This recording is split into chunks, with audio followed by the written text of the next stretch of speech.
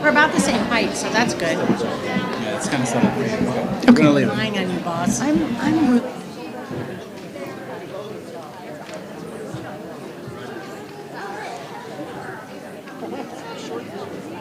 Move to the center. You're gonna. That would be great. You'll see better. If you can't, that's fine. You're gonna be fine. But if you can, move to the center. One seat, 3 seats up there, 1 seat there, 2 up.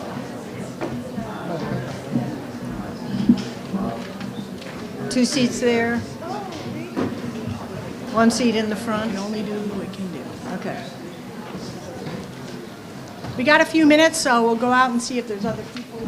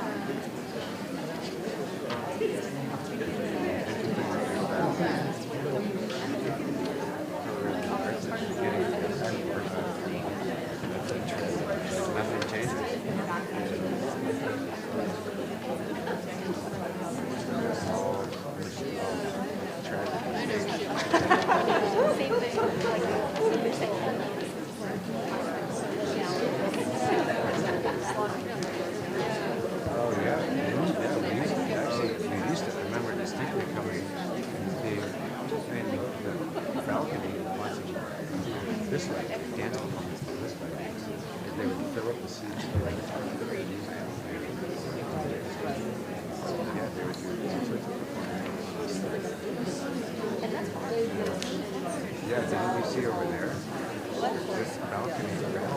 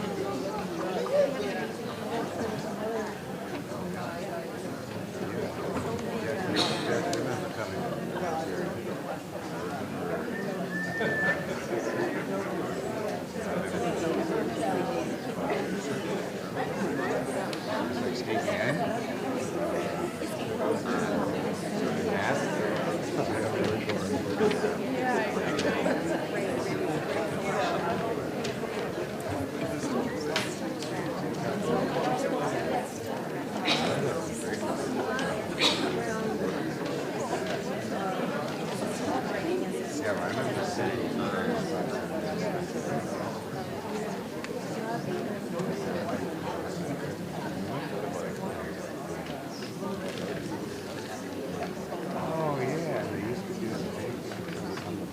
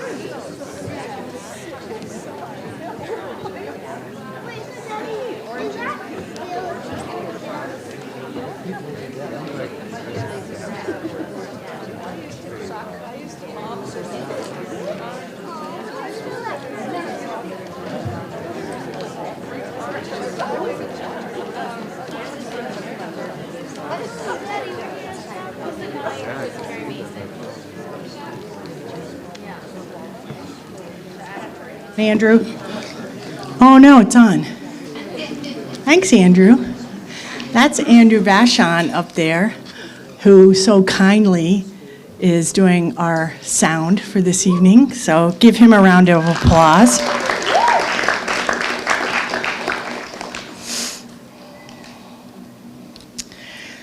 Wow. Where's Mark? He's right here. Wow. Dude. That's why I voted for you. Okay? Just saying. Welcome. And Paivan? Where's Paivan? Oh no, she's working. Oh, she had to leave. So,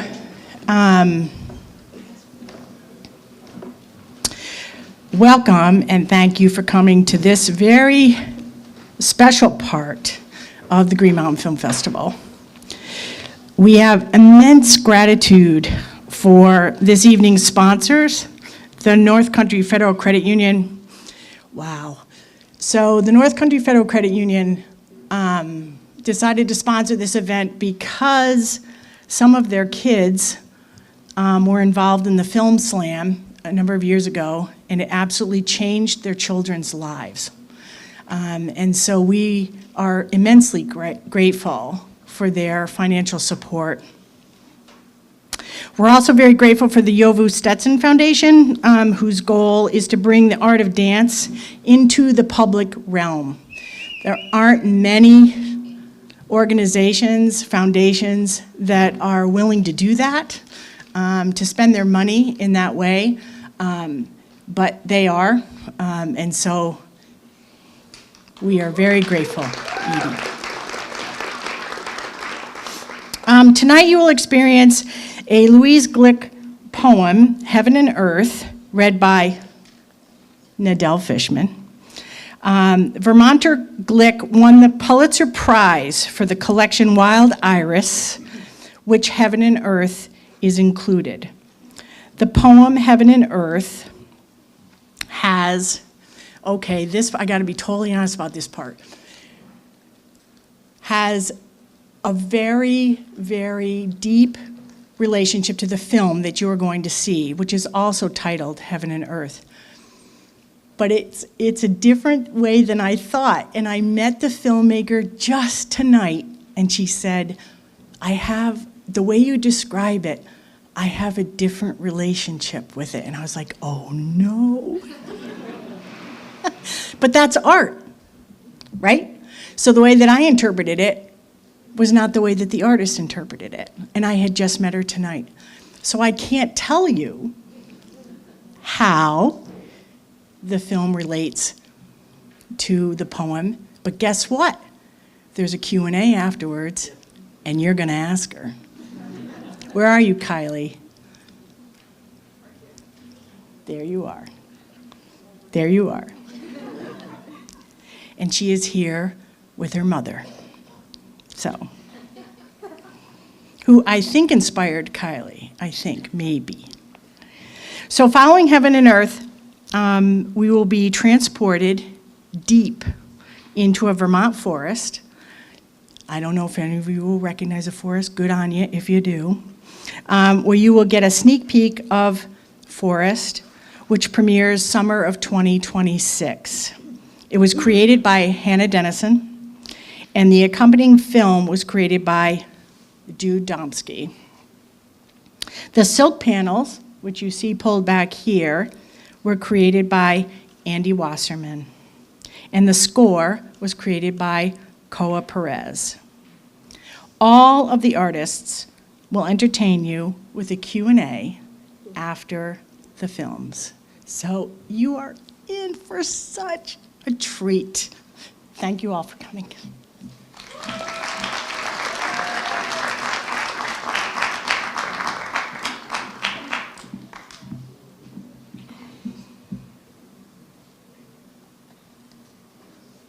Heaven and earth. Where one finishes, the other begins. On top, a band of blue. Underneath, a band of green and gold. Green and deep rose. John stands at the horizon. He wants both at once. He wants everything at once. The extremes are easy. Only the middle is a puzzle. Midsummer, everything is possible. Meaning, never again will life end. How can I leave my husband? Standing in the garden, dreaming this sort of thing, holding his rake, triumphantly preparing to announce this discovery. As the fire of the summer sun truly does stall, being entirely contained by the burning maples at the garden's border.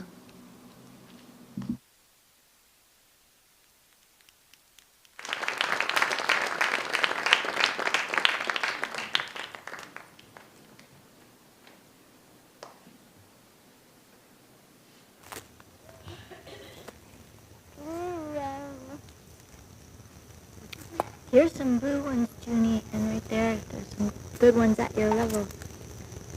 There's some good ones at my level. Some good ones at my level.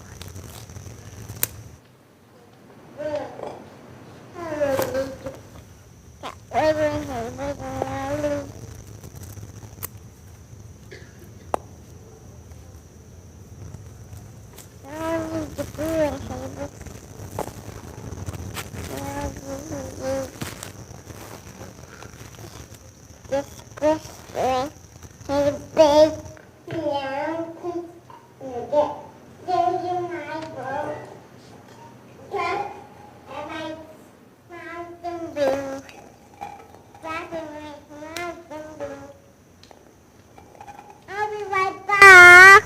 Okay, where you going? This with some blueberries. Banana. Yeah. It's kind of blueberries. Blueberries.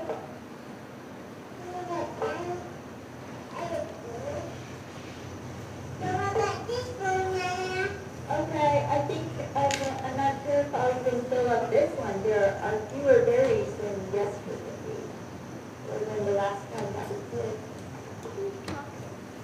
Yeah, and then you have to count.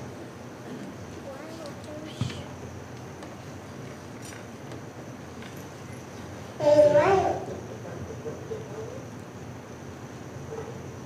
I would think that this is a good there.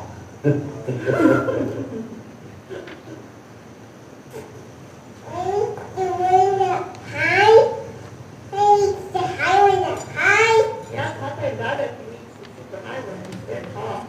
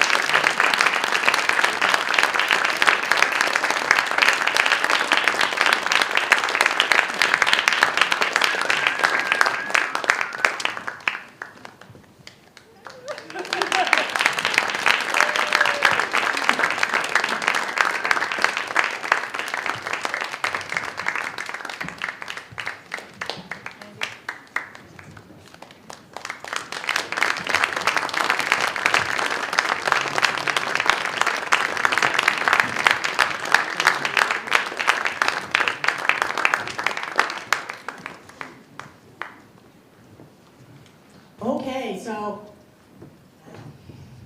told you it was going to be pretty cool. So that's just a sneak preview of The Forest, which will premiere summer of 2026, and you can ask Hannah Dennison, about that in a minute and with the Q&A. I have been told by the powers that be, which I bow to, that go see some more movies. So we have movies tomorrow and on Sunday, so check out the program at gmff.org. Some are sold out, but many are not, so please go to the movies. And I think I can bring out the artists and introduce them.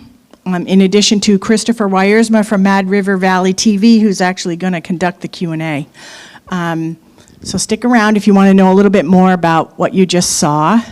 In addition to Heaven and Earth, Kylie's going to come, and her mom does not have to come. She can sit in her seat. Yep, look at her mom. I don't want to go. Look at this woman. This is Hannah Dennison, who created this. So Hannah doesn't know this story, I don't think, but so I saw the Quarry Project.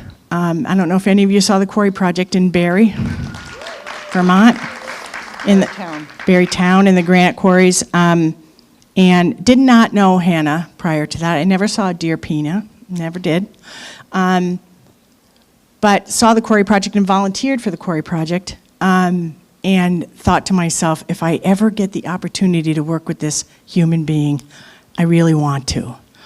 And so the Green Mountain Film Festival showed up, and I thought, and I knew she was doing The Forest, and I thought, ooh, maybe she would say yes. So I pitched her, and she did say yes, and I'm so grateful for that. So, Koa, come. Kylie, come. Where's Andy Wasserman? Thank you. And Jude, where's Jude? You must come down from your airy.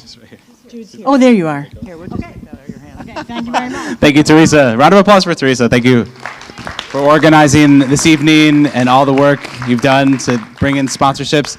Thank you to our artists here. We have Kylie. Hi. Hi. Your film was beautiful. Thank you so much. And I just want to ask you all a couple questions. And thank you for everyone being here. Thank you to the audience. So I think there was a lot of parallel themes here, and it felt like I'm excited for summer. But I wanted you to just talk about a little bit about the process of making your film. It looked like it was actual film, Super 8 or 16 millimeter, and maybe talk about the connection to the poem. Yeah, and maybe also tell us who that lovely voice was. It was very, enjoyable to hear. So thank you so much. Sure. Yeah, super delighted to share this film in this space, Vermont in particular. It was filmed in New Hampshire on Squam Lake. The audio was recorded in Rhode Island, so it's sort of a stitching together of two parts of New England. And really, what I have to say is that I didn't set out to make a film. I'm not a filmmaker. You are now. I study film, so I'm getting my PhD. So I feel very much more film made than I am a filmmaker. So experimental cinema is what has instructed my looking and transformed my gaze through the years. And I wanted to make a Super 8 film because my grandfather shot Super 8, and then I stitched it together with this audio of that's my sister's daughter. Her name's Margot, and she was born the same week that my grandfather died.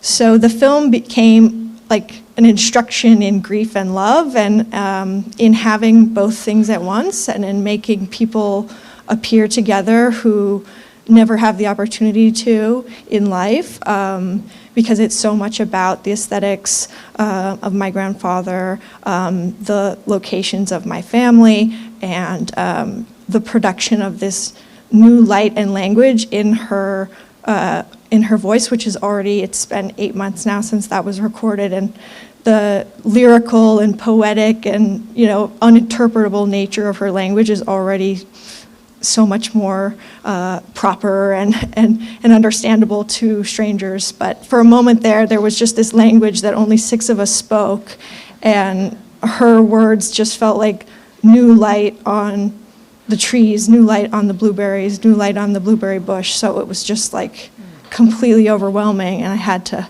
try to steal 3 minutes of it if I could. Yeah. Well, I think that all came across. You know, I loved the non-narrative aspect, the diary aspect of it, and I think that it really captured that. It felt very intimate and familiar. And yes, thank you so much. Any questions for Kylie? Saw a hand? No? Okay. Yeah, maybe myself. Oh, Mayor Mark. So I think the last thing that we heard was what now or what next is the last bit of audio there. And I'm just curious, was that sort of, did it just happen? Was there an intention to make that the last moment, or how did that come about? Last thing we heard was what next? Was that intentional? So Margot says, I ate all the blueberries out of my pail. We're in this process of picking the blueberry bush, and she's sort of having this gluttonous relationship to it, where my mom and dad and I are filling up the pail, and she's filling up the pail, but she's just delighting in eating them because Blueberries for Sal is very much, the literary space that she's in. And then she sort of just declares, I ate all the blueberries out of my pail, sort of like it's over in the doing. Like there is no pie to bake because we've just had it all. And that is me saying, what now? It's the only time I speak on the audio. Otherwise, it's just Margot, my parents, and my brother-in-law.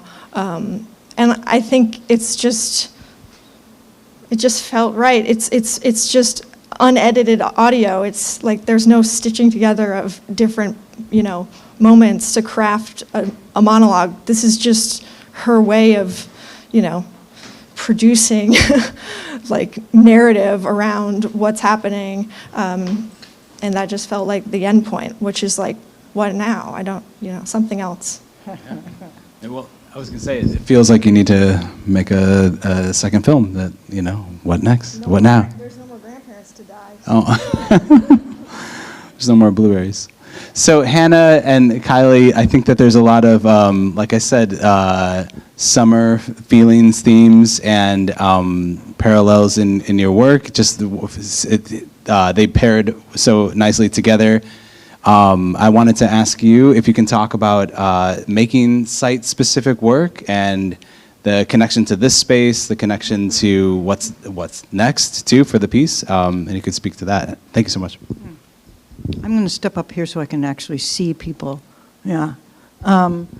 I am much inspired by the settings around Vermont, and I live in amongst the forest, so it made a lot of sense that this piece was going to be set there.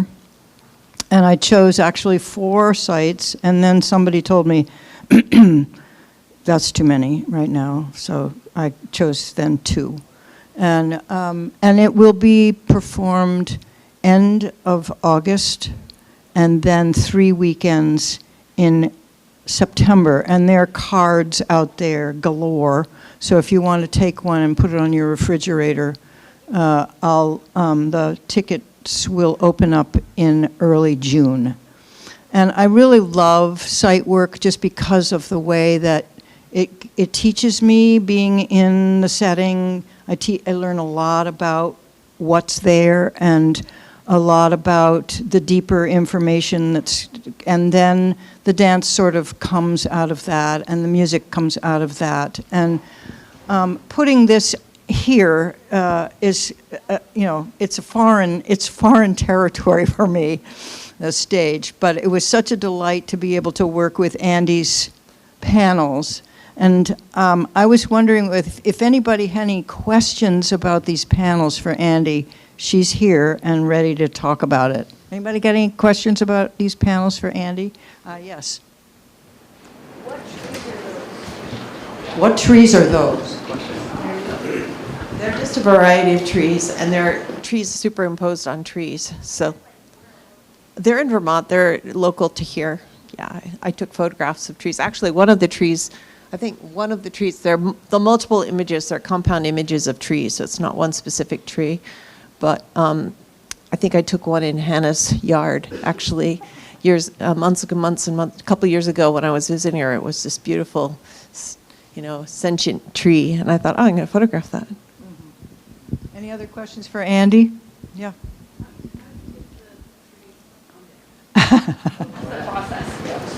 Well, I manipulated the compound images of many trees into the image, and then I printed them on silk organzine. So it's just a very sheer silk. Yeah, it's a printing process. Great. Yeah.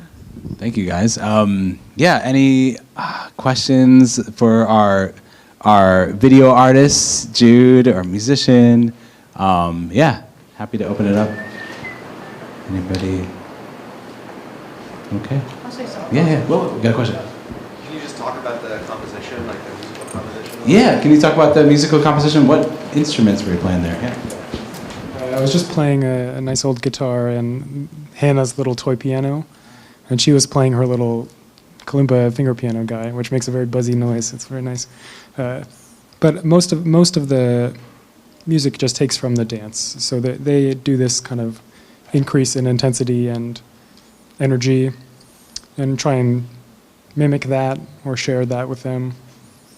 I don't know, that piano is like, I guess more technically, that piano is kind of out of tune, so there's only certain keys that you can hit, so I try and work around that. Yeah, I don't know. I'm not great at talking, sorry. It's a little bit of mix of both. Dance, like when people are dancing, it's like living bodies, so nothing is ever the same or set in stone. So it feels good to be able to like make music in the moment with that, as opposed to just writing in. This is how it has to be. So I want to ask Jude a question about the film. I'm the person that made the panels, but the film on the panels just had the right scale and the right sensitivity to bring the panels to life. And I just wondered, what were you thinking when you figured out how to manipulate the film to marry with the panels themselves? Well, we were, over the past few weeks really experimenting as a group with what would work in the room and on the panels. And I had already made most of the film for the screen, and then when we saw, well, let's also superimpose something on the panels. There's a scene in the film where they're sort of hidden behind the leaves, mostly leaves, and I thought, what if we recreate that and project a lot of leaves onto them, so they're sort of mirroring what's happening on the screen. And then also was playing a lot with details and close-ups on the larger screen, and then more of the full group on the projection, just to sort of kind of create a lot of dynamic contrast between what was happening between the two projection surfaces. But I think a little bit in rehearsal, and then today I'm like, what's really effective is seeing an image move across the panel. So like, if we ever redid this, I would focus more on the running, because there's something sort of satisfying about the layers of projected light when they move across the panels.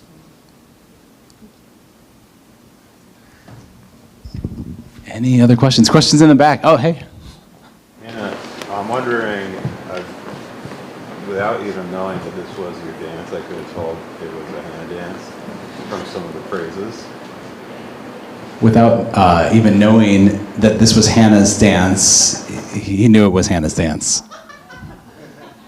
I'm wondering if you have any specific stuff that you repeat or that feels familiar to you? Specific stuff that you are repeating, familiar. There's suitcases, motifs that you repeat. Motifs. Yeah, do you want to speak to that? Yeah, I love my bed and my suitcase and my chair and my window and what? The table. They're out there.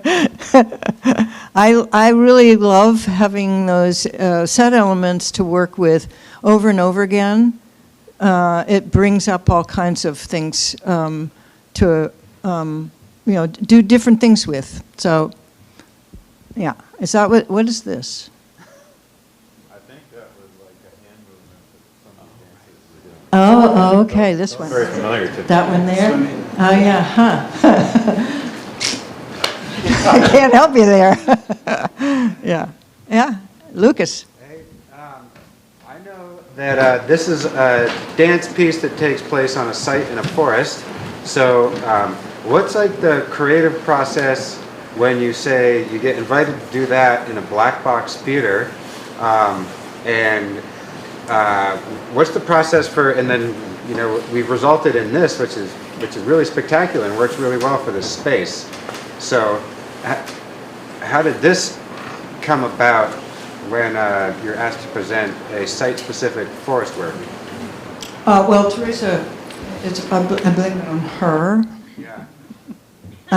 And then, yeah. And I kind of like the idea. I seem to remember when we were doing Dear Pina, we did a bunch of little sneak peeks in the towns where the dancers lived. And I was working with dancers from both Central Vermont and Burlington.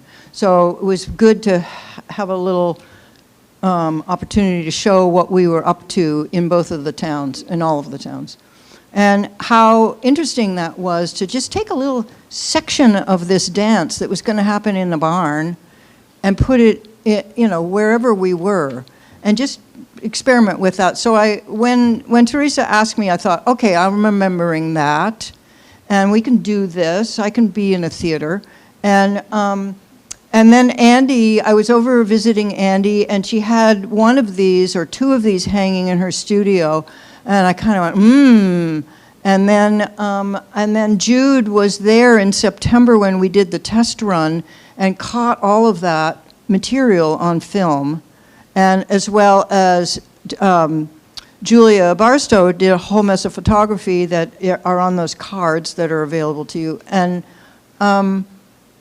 so it just kind of coalesced. And then Koa arrived after a bumpy road with my previous person who I was going to work with.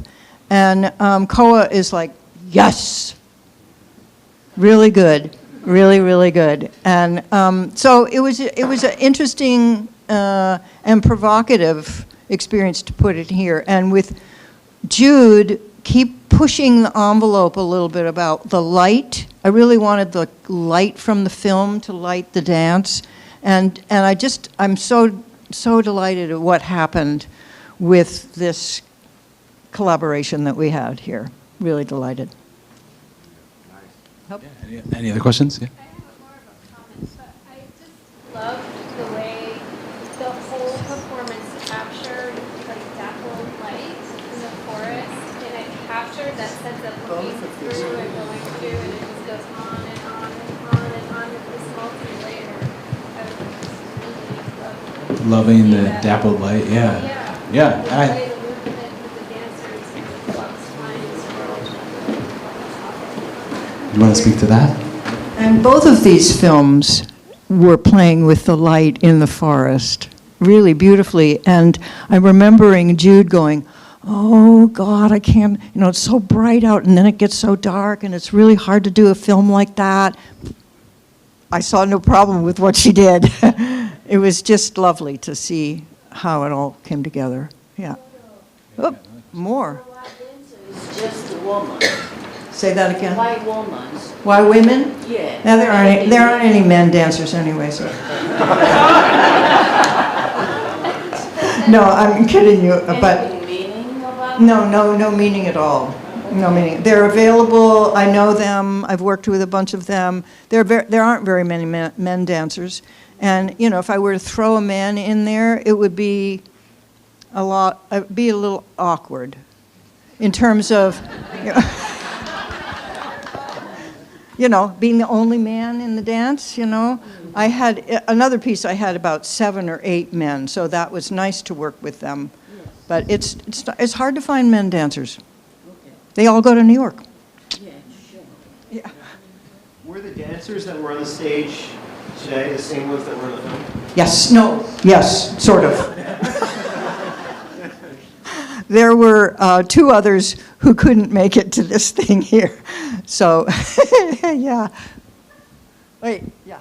I was just going to say that between the theme of the poem, the theme of the film, highlighting your work in the dance, the fact that it's forest, and then we see even this event here in the city, I'm struck that all three, the poem, the two films, the dance here, all remind me of the concept of the green world, which is a concept that explores what can happen in a forest, specifically in Shakespeare, what happens in Midsummer Night's Dream, where the Athenians come to the forest and are transformed. It's where the forest allows them to become lovers. And so I was just struck that in the poem, between heaven and earth, in your film, coming to the lake in New Hampshire,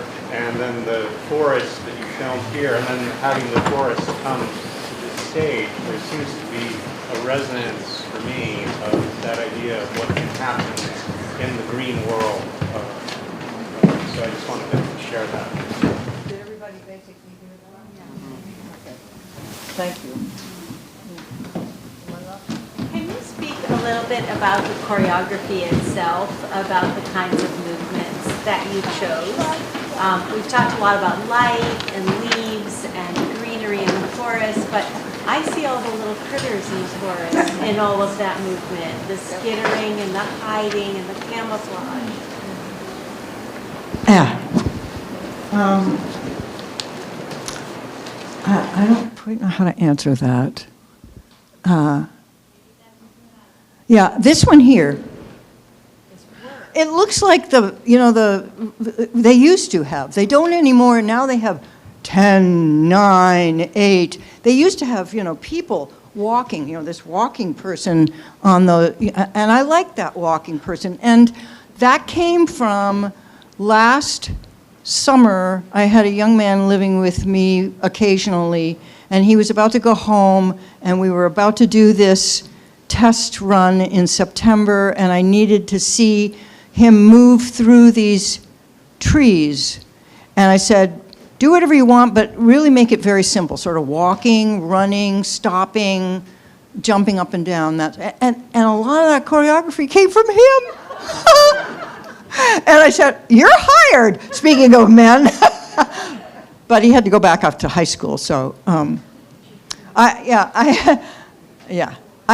also really interested in choreography that is clear and making sure that you see where this is happening. So, yeah. The music is somewhat improvised. Is the dance all choreographed, or is it also somewhat? The dance, the question was whether or not there was improvisation in the dance as there was for the music, and yes, there is. I'm very interested in a pretty strong structure around whatever improvisation might happen. And so they had a lot of structure here. They had gestures that they would make, but if they came upon somebody and they couldn't get by, then they had, they could go and do something else. So there was a lot of latitude there for them to be able to present what we wanted to present. And this is just a small section of the bigger piece. So, one more? Yeah. Okay. Yep. Yeah, you were out in the other room. Awesome. That's it. Well, I just want to give another round of applause to Hannah, to Kylie, to Coy, to Andy and Jude. Thank you guys. Thank you so much. Teresa, thank you. Yes, thank you so much. And if you're feeling like staying up late, Spooked, the DJ dance party at Montpelier Performing Arts Hub up at the VCFA Green Campus, 8:30 to 11 p.m. So thank you all. Thanks for coming out.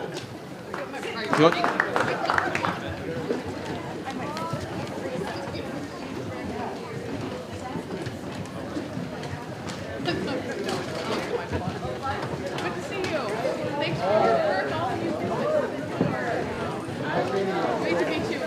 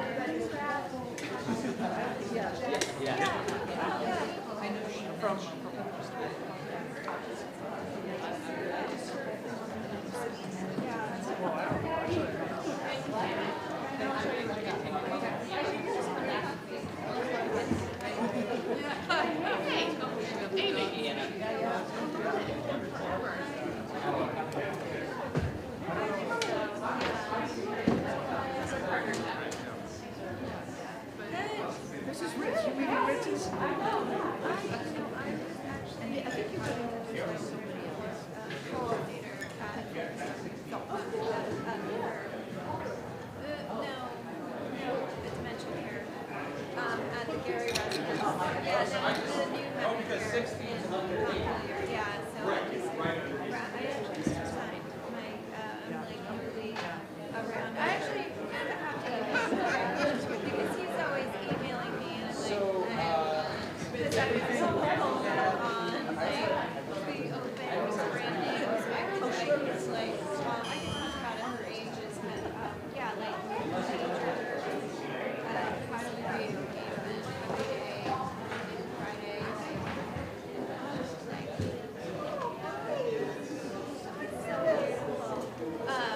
so yeah, I did a lot.